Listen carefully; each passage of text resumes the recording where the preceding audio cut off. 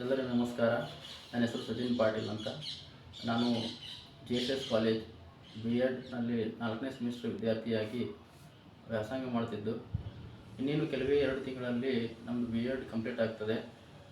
ಯಾಕಂತಂದರೆ ಕರ್ನಾಟಕ ಶಿಕ್ಷಣ ಇಲಾಖೆ HSTR, GPSTR, PSTR ಪೋಸ್ಟ್ಗಳನ್ನು ನೋಟಿಫಿಕೇಷನ್ ಮಾಡಿದೆ. ನಾಳೆ 18ನೇ ತಾರೀಕಿನಿಂದ ಅಪ್ಲಿಕೇಶನ್ ಆಗೋಕ್ಕೆ ಅವೈಲೇಬಲ್ ಮಾಡಿದ್ದಾರೆ. ಆದರೆ ನಮ್ಮದು ಕೋರಿಕೆ ಏನಂತಂದರೆ, ಈ ಒಂದು ನೋಟಿಫಿಕೇಷನಲ್ಲಿ 4ನೇ ಸೆಮಿಸ್ಟರ್ ವಿದ್ಯಾರ್ಥಿಗಳಿಗೆ ಅವಕಾಶ ಮಾಡಿಕೊಟ್ಟಿಲ್ಲ.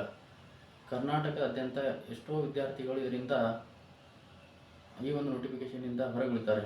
ಇದು ಅನ್ಯಾಯವಾಗ್ತದೆ. ಆದ್ದರಿಂದ 4ನೇ ಸೆಮಿಸ್ಟರ್ ವಿದ್ಯಾರ್ಥಿಗಳಿಗೆ ಈ ನೋಟಿಫಿಕೇಷನಲ್ಲಿ ಅವಕಾಶ ಮಾಡಿಕೊಡ್ಬೇಕಂತ ಶಿಕ್ಷಣ ಇಲಾಖೆಯಲ್ಲಿ ಮನವಿ ಮಾಡ್ಕೋತೀವಿ.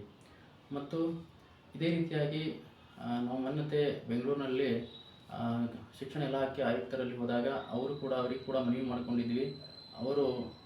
ಅವರಿಗೆ ಕೂಡ ಮನವಿ ಮಾಡಿಕೊಂಡ್ರೂ ಕೂಡ ಅವರು ಇದ್ರ ಬಗ್ಗೆ ಅಷ್ಟು ಸಮಂಜಸವಾಗಿ ಇದು ಮಾಡಿಲ್ಲ, ಉತ್ತರವನ್ನು ಕೊಟ್ಟಿಲ್ಲ. ಅದಕ್ಕೋಸ್ಕರ ನಾವು ಈ ವಿಡಿಯೋ ಮುಖಾಂತರ ಕರ್ನಾಟಕ ಸರ್ಕಾರ ಶಿಕ್ಷಣ ಇಲಾಖೆಗೆ ಮನವಿ ಏನು ಮಾಡ್ಕೊಳ್ಳೋದಂದ್ರೆ 4ನೇ ಸೆಮಿಸ್ಟರ್ ವಿದ್ಯಾರ್ಥಿಗಳಿಗೆ ಒಂದು ಅವಕಾಶ ಮಾಡಿಕೊಡಬೇಕು. ಅದೇ ರೀತಿಯಾಗಿ ಪಶ್ಚಿಮ ಬಂಗಾಳ, ರಾಜಸ್ಥಾನ, ಅಹಮದಾಬಾದ್ ರಾಜ್ಯಗಳಲ್ಲಿ BEd 4ನೇ ಸೆಮಿಸ್ಟರ್ ವಿದ್ಯಾರ್ಥಿಗಳಿಗೆ ಅಪ್ಲಿಕೇಶನ್ ಹಾಕೋಕ್ಕೆ ಅವಕಾಶ ಮಾಡಿಕೊಟ್ಟು, ಆಮೇಲೆ ಅವ್ರ ರಿಸಲ್ಟ್ ಬಂದ ನಂತರ ಅವರಿಗೆ ಅಪ್ಲಿಕೇಶನಲ್ಲಿ ಒಂದು ರಿಸಲ್ಟನ್ನು ಕನ್ಸಿಡರ್ ಮಾಡಿ ಅವರಿಗೆ ನೇಮಕಾತಿಯನ್ನು ಮಾಡಿಕೊಂಡ್ರ ಉದಾಹರಣೆಗಳನ್ನು ನಮ್ಮಲ್ಲಿ ಸಾಕ್ಷಿಗಳ ಸಮೇತ ಇದ್ದಾವೆ. ಆ ಸಾಕ್ಷಿಗಳನ್ನು ತೆಗೆದುಕೊಂಡು ನಾವು ಕೋರ್ಟ್ ಮುಖಾಂತರನೂ ಹೋಗುವ ಒಂದು ಇಚ್ಛೆಯನ್ನು ಮಾಡಿದ್ದೀವಿ ಇವಾಗ.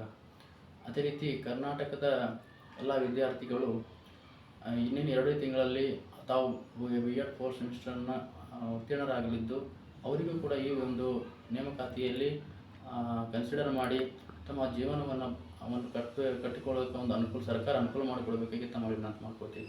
ಅಷ್ಟೇ ಅಲ್ಲದೆ ಇವಾಗ ಈ ನೋಟಿಫಿಕೇಷನಲ್ಲಿ ಗಣಕಯಂತ್ರ ವಿಜ್ಞಾನ ಶಿಕ್ಷಕರು ಅಂತ ನೇಮಕ ಮಾಡ್ಕೋತಿದ್ದಾರೆ. ಆದರೆ ಅವ್ರ ಮೇಲೆ ನಮಗೆ ದೋಷವೇನಿಲ್ಲ. ಆದರೆ ನಮ್ಮದೊಂದು ಉದ್ದೇಶ ಏನಂತಂದರೆ, ಅವರಿಗೆ 5 ವರ್ಷದ ಒಳಗಾಗಿ TET ಮತ್ತು BEd ಮುಗಿಸ್ಕೊಂಡು ನೀವು ಟೀಚರ್ ಆಗೋಕ್ಕೆ ಅರ್ಹರು ಅಂತ ಕೊಟ್ಟಿದ್ದಾರೆ. ಆದರೆ ನಮ್ಮದು ಆಲ್ರೆಡಿ BEdನ್ನು ನಾವು ಕರ್ನಾಟಕ ಸರ್ಕಾರ ನೇಮಕಾತಿಯಂತೆ BEd ಮಾಡ್ಕೊಂಡಿದ್ವಿ. ಅದಾದ ನಂತರ ಶಿಕ್ಷಕ ಅರ್ಹತಾ TETಯನ್ನು ಮಾಡ್ಕೊಂಡಿದ್ವಿ. ಆದರೆ ಈ 2 ತಿಂಗಳಲ್ಲಿ ನಮ್ಮದು TET ನಾವು ಎಲಿಜಿಬಲ್ ಆಗೋಕ್ಕೆ ಅರ್ಹರಾಗ್ತೀವಿ. ಅದಕ್ಕೆ ನಾವು ಅವರಿಗೊಂದು ನ್ಯಾಯ, ನಮಗೊಂದು ನ್ಯಾಯ, ಇದು ಸಮಂಜಸವಲ್ಲ. ಅದಕ್ಕೋಸ್ಕರ ನಮಗೆ ಈ ಒಂದು ನೇಮಕಾತಿಯಲ್ಲಿ ಅವಕಾಶ ಮಾಡಿಕೊಡ್ಬೇಕಂತ ಹೇಳಿ ಮಾನ್ಯ ಶಿಕ್ಷಣ ಇಲಾಖೆಗೆ ನಾವು ಮನವಿ ಮಾಡ್ಕೊಳ್ತೀವಿ. ಇದು ಕರ್ನಾಟಕದಾದ್ಯಂತ 4ನೇ ಸೆಮಿಸ್ಟರ್ ವಿದ್ಯಾರ್ಥಿಗಳ ಕೋರಿಕೆ. ಮತ್ತು ಎಲ್ಲರೂ ಇದಕ್ಕೆ ಸಬ್ಸ್ಕ್ರೈಬ್ ಮಾಡಿ, ಸಪೋರ್ಟ್ ಮಾಡಿ. ನಿಮ್ಮ ಪ್ರೋತ್ಸಾಹ ಹೀಗೆ ಇರಲಿ. ಅದಕ್ಕೋಸ್ಕರ ನಾವು ಹಲವಾರು ಡಾಕ್ಯುಮೆಂಟನ್ನು ರೆಡಿ ಮಾಡಿದ್ದೀವಿ.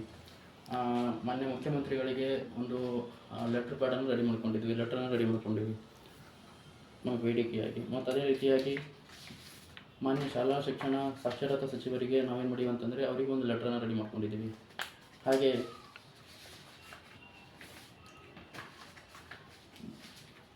KEA ಪ್ರಾಧಿಕಾರಕ್ಕೆ, ಅಂದರೆ ಕರ್ನಾಟಕ ಎಜುಕೇಷನ್ ಬೋರ್ಡ್ಗೆ ನಾವೊಂದು ಈ ಮನವಿಯನ್ನು ಸಲ್ಲಿಸಬೇಕಂತ ತಿಳ್ಕೊಂಡು ಇವಾಗ ಕರ್ನಾಟಕದಾದ್ಯಂತ ಎಲ್ಲ ವಿದ್ಯಾರ್ಥಿಗಳು ಅಂಚೆ ಚೀಟಿಯ ಮೂಲಕ, ಈ ಸ್ಪೀಡ್ ಪೋಸ್ಟ್ ಮೂಲಕ ಈ ಒಂದು ವ್ಯವಸ್ಥೆಯನ್ನು ನಾವು ಮಾಡಬೇಕಂತೇಳಿ ಎಲ್ಲರಲ್ಲಿ ಮನವಿ ಮಾಡ್ಕೋತೀವಿ.